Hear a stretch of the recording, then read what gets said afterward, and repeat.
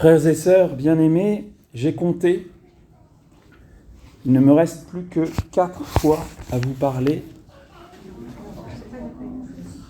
3 dimanches en comptant aujourd'hui, plus la messe anticipée de l'Assomption au Beausévieux, histoire de finir en beauté.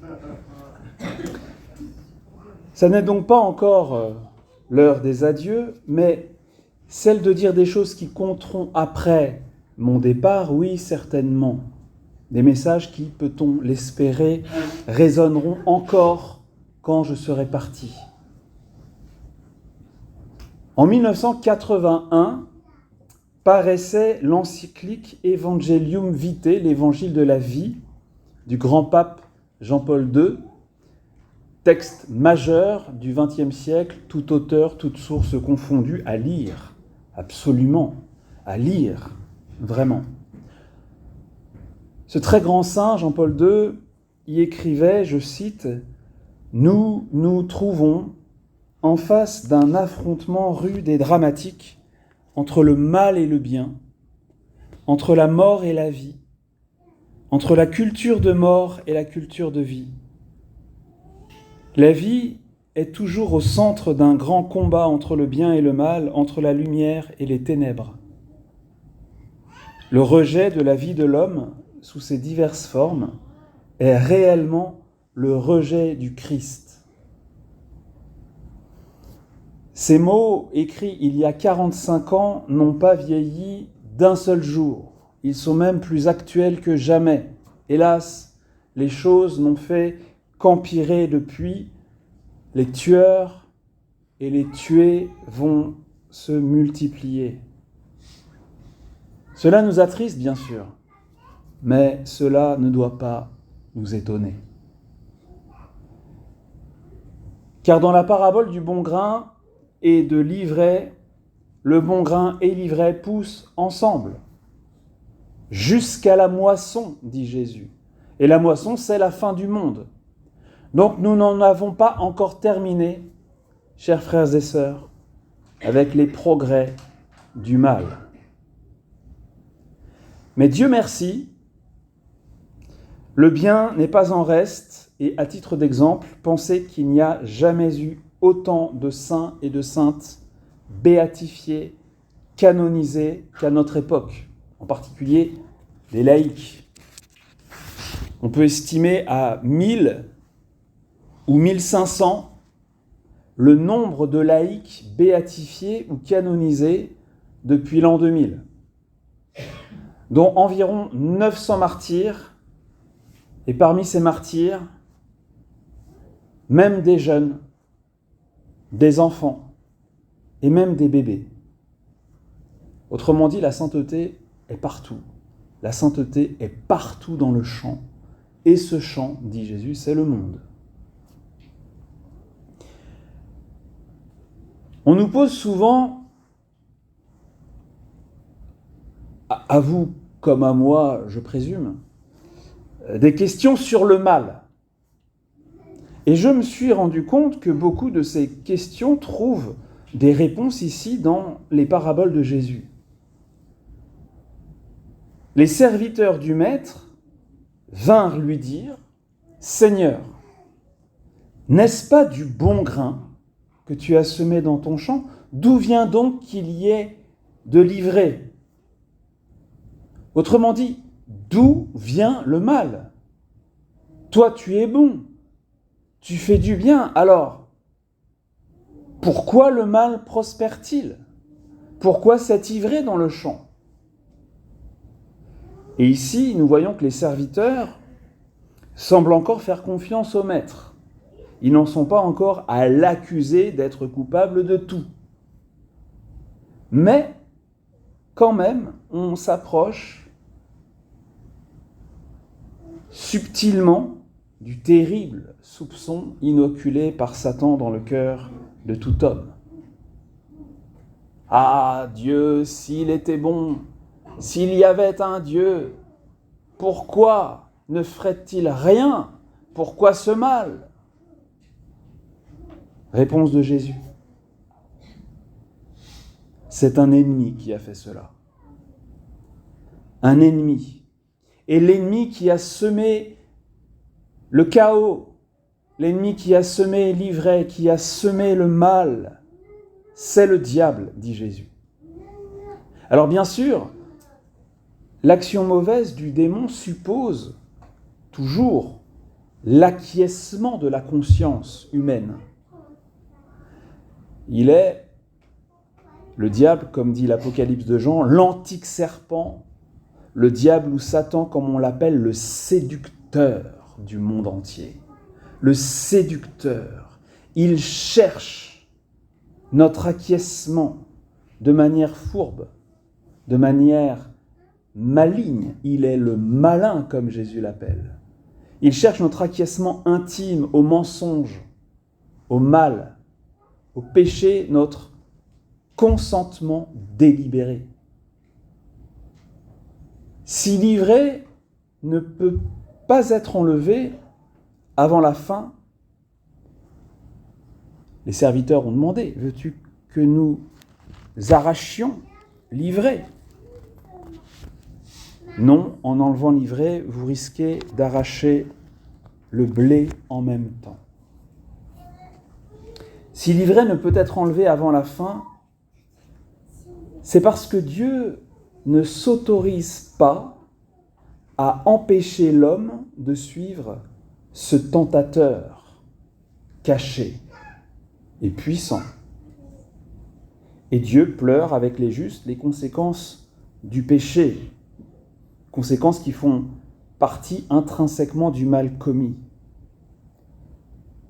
Comme dit un auteur théologien que j'apprécie, lorsqu'il a accordé à l'homme la liberté de décider de sa conduite et de choisir son sort, Dieu continua à sauvegarder cette liberté et à assurer qu'elle produise ses effets. Les décisions de l'homme, si mauvaises qu'elles soient, sont respectées par Dieu avec toutes les conséquences qu'elles entraînent. Dieu, si je puis dire, se soumet au choix de l'homme, et pour respecter pleinement ses choix, Dieu n'interfère pas dans les conséquences de ceux-ci.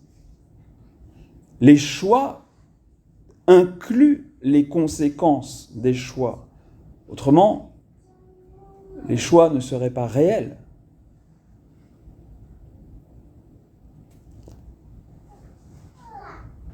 Dieu ne peut forcer quiconque à l'amour, à la vérité, au bien. Si Dieu contraignait le bien, la valeur morale des choses, l'amour, la gratuité, la générosité disparaîtraient du seul fait que ces choses deviendraient automatiques. Pour autant, comme dit le livre de la sagesse en première lecture, après la faute, tu accordes la conversion. Quand on se convertit, si l'on se convertit, alors Dieu guérit, alors Dieu répare. Il nous sauve même des conséquences. Il nous donne de réparer avec lui, en nous accordant son pardon et la grâce de faire pénitence, parce que c'est comme ça qu'on répare. Nous ne sommes pas en dehors du champ. Nous sommes au cœur du combat. Et je voudrais attirer votre attention et tâcher de peser là-dessus de tout mon poids, si je puis dire. Peser de toutes mes forces en vous exposant ce qui nous permet d'intervenir, de peser au cœur du rude affrontement dont il est question. Le bon grain et l'ivraie, le bien et le mal, la mort contre la vie, le Christ versus Satan.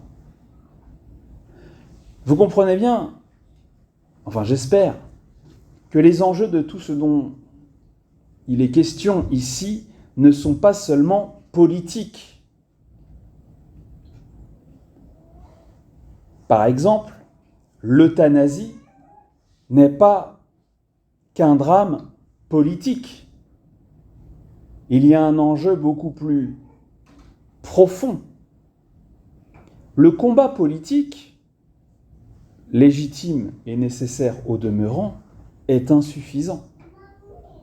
D'ailleurs, remarquez avec moi qu'on peut perdre un combat spirituel en menant une lutte politique et même en l'emportant, par exemple, tout simplement en perdant de vue la charité qui nous commande, que Dieu nous commande de pratiquer envers tous, y compris nos adversaires politiques, y compris nos ennemis. Aimez vos ennemis, dit Jésus. Faites du bien à ceux qui vous haïssent, bénissez ceux qui vous maudissent. Le combat est spirituel. Les enjeux sont des enjeux éternels. Dans les périodes de déchristianisation, comme celle que nous avons connue et que nous subissons encore, disait le bienheureux Marie-Eugène, qui est l'un des saints canonisés depuis après l'an 2000, il y a en même temps une revanche de l'esprit qui saisit certaines âmes et souffle sur elles en leur donnant soif de perfection. C'est la revanche de l'Esprit Saint. La revanche de l'Esprit Saint par les âmes de prière, qui sont les vrais prophètes, les vraies prophétesses. Les âmes de prière tiennent les leviers de l'histoire. Et saint Paul, aujourd'hui, nous dit que en matière de prière, nous ne sommes pas très forts. L'Esprit Saint vient au secours de notre faiblesse, car nous ne savons pas prier comme il faut. L'Esprit Saint lui-même intercède pour nous par des gémissements inexprimables. C'est étrange, cette formule de Paul. L'Esprit Saint intercède pour nous par des gémissements inexprimables. Saint Augustin dit, ça veut dire qu'il nous fait intercéder. Il nous fait prier. Il veut que nous prions. Mais cette prière que l'Esprit Saint inspire est en grande partie une prière sans parole. Des gémissements inexprimables. Rien n'est adapté. Rien n'est à la hauteur. Rien n'est suffisant. Une prière sans parole. En fait, l'Esprit Saint nous fait simplement nous tenir, nous épanouir dans la présence d'amour de Jésus. Comme si notre tête bien lasse reposait enfin sur son cœur tendre, fort et doux. Ces gémissements inexprimables de l'Esprit en nous, ce sont ces élans de notre âme vers Dieu, ces mouvements intimes de notre cœur qui s'élancent et pénètrent pour s'en nourrir, qui pénètrent dans l'amour qui de toutes parts nous enserre quand nous prions.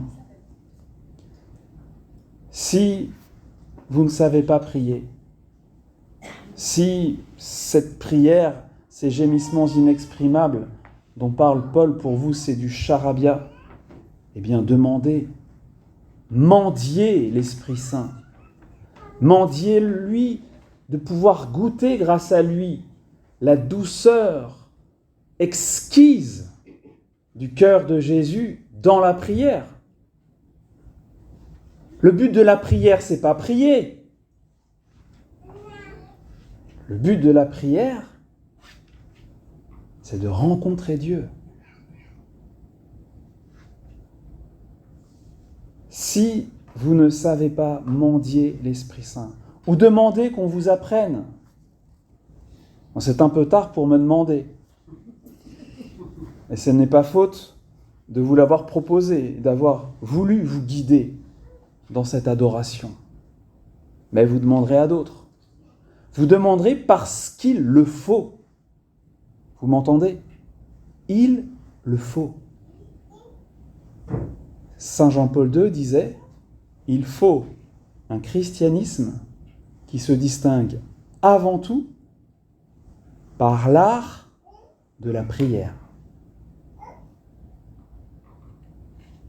Pourquoi désireriez-vous, chers frères et sœurs, pourquoi désireriez-vous aller avec Dieu au ciel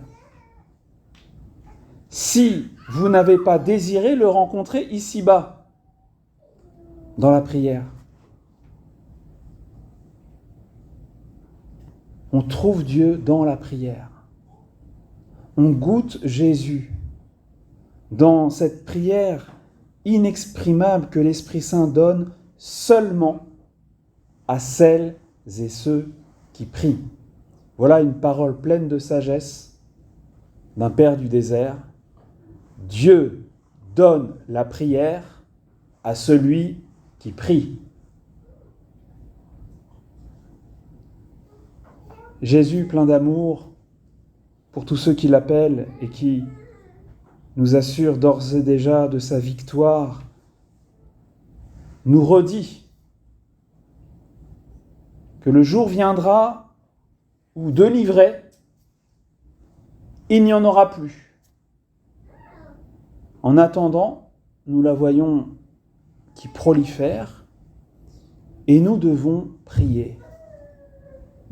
Prier, prier. Et comme le dit Jésus avec son style bien à lui, qui nous surprend, nous déroute parfois, celui qui a des oreilles.